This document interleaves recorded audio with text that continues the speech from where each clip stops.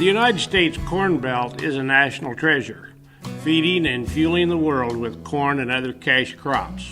But this region is changing, for better or worse, due to the changing weather conditions, which have brought floods, droughts, heat waves, and extreme rain events to the Midwest.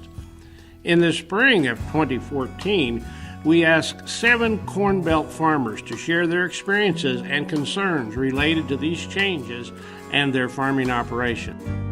On May 5th, 2014, the third U.S. National Climate Assessment was released. One of the 6 key messages identified for the Midwestern states is that extreme rainfall events and flooding have increased during the last century, and these trends are expected to continue. We do seem to see extreme events. We had a large flood in 1986. Then we had a very wet spring in the spring of 2013. These large rain events in the springtime and in the fall for harvest, and throughout the summer for that matter. Yeah, absolutely. We've been affected, particularly the last, since about 2010. Every year since 2010, we've had a rain event that was 4 inches in an hour, or maybe 6, 8, 10 inches in one day. And, our terraces and our conservation practices and waterways and turn areas and no-till, everything that we've done were created to handle a 2 or 3 inch rain, but not those really big ones. So those heavy rain events have been really difficult to manage, without changing our practices. And 2 years ago, across the road from our house here, we had 4 inches of rain in an hour. And on this side of the road where we didn't have cover crops, and it was in corn stalks from the year before, lots of residue, and it just floated those corn stalks up off the ground and moved them around, and also moved some soil. But we go back into 2008. With the intense rainfall we had there, 17 to 20 inches, depending upon where you pick your location, in a 30-day period. So a lot of runoff, a lot of erosion, and of the intense rainfalls we had in the spring of 13, shortly after every rain event came through, we could see water standing on the adjacent farms in the traffic patterns. So that water came from the hillsides, it came and flowed down. Eventually it would percolate into the soil. It seems that we don't get any 1/2 inch or 3/4 inch rains anymore. We get these 2 inch to 3.5 inch rains, and then we live where most of our farm is bottom ground, low ground, and it overflows our drainage ditches, and then we have water laying on the crops, maybe anywhere from 6 inches to 2 feet deep. And we have to wait for that water to go down, and how much does that affect the crops? We never know. The National Climate Assessment identified increased heat wave intensity and frequency as a potential risk for the Midwest. Heat waves and drought go hand in hand, and together can be disastrous for crop yields and soil health.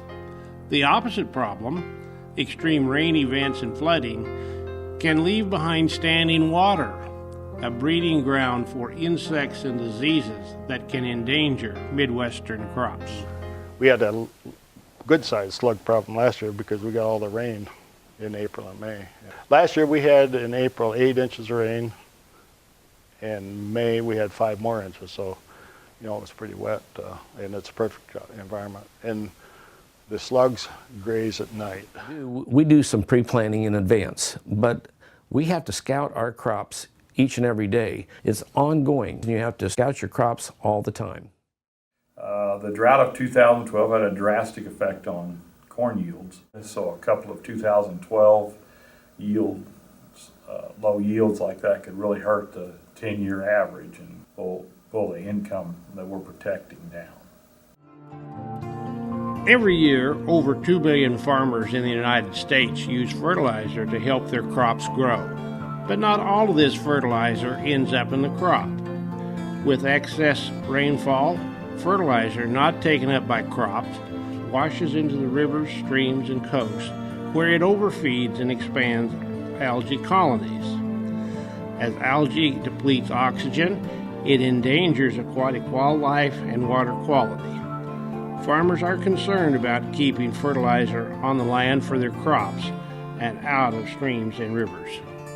We don't want our soil in the lake, we want it on our ground. We want to keep our fertilizer in the crop, not in the lake or not in the streams or not in other portions of the environment. We want to make sure we utilize every ounce of nitrogen and phosphorus and potassium we need, and we do not put any extra on. We just want to make sure we maximize that use so that we can be sustainable. It's probably good soil stewardship to be doing things anyway. I think we've been very conscientious of our soil, which is our factory out here, and we want to take care of it. There is some concern. How are we going to fix this? You know, that is just a little bit of an offshoot of what we're trying to do as far as manage water infiltration, soil structure. This is one more equation that, I don't know, is part of the question or the solution. I don't know. I see we're going to be responsible for the nutrients in the water that runs off in our field someday. I don't know when, but you know, we have dead zones and even in the Gulf. Lake Erie has phosphorus that's showing up kind of green, and so I think it behooves young farmers or old farmers to try to keep the nutrients on their property. With all the tiling that we do and drainage and stuff, we get it to the river pretty fast, to Lake Michigan in our case. And I think we need to maybe reconsider some of the stuff we do. The first of the 6 key messages of the National Climate Assessment identified for the Midwest is that combined stresses of changing and extreme weather patterns are expected to decrease agricultural production. Midwestern farmers are already experiencing crop production impacts and are looking for solutions. It's very hard to raise a crop in adverse conditions. Farming is very stressful. You worry about the crops. And I said, you show me one farmer who from the time it's planted to all the way to it's harvested, who is not worried about something like rain, no rain. Is it the right population? The weeds, insects, you know, pollinating. Was it too hot when it pollinated? Was it cool enough for the corn to pollinate? You know, it's something all the time, and a lot of it is weather related. It's how is the weather going to change the way we farm in the future?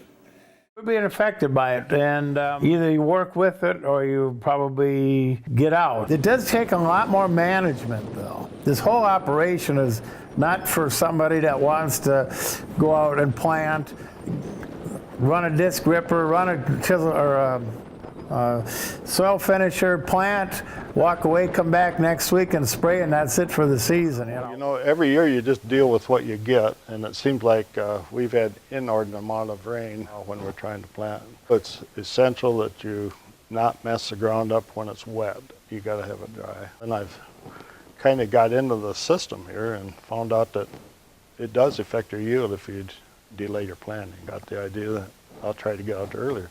Well, grape we've planted in June twice since then, you know, because the ground isn't ready. So it has affected us. But usually you don't know what the weather's going to do and you put your best foot forward. Sustainability is a big issue, and we want to make sure that we can continue to grow a crop. I think that we have to do a lot of studying, and that's the reason we need research.